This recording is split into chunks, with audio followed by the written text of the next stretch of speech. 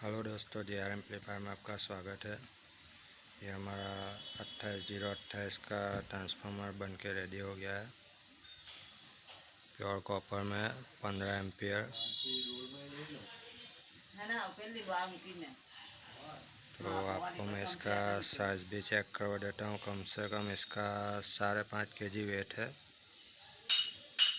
तो size check करवा देता हूँ। 012 की 2 सप्लाई है और 12012 की एक और 28028 15 एम्पियर।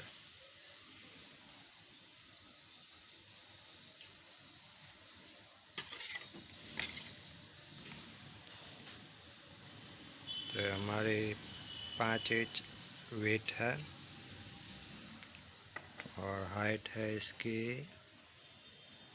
3.5 इंच।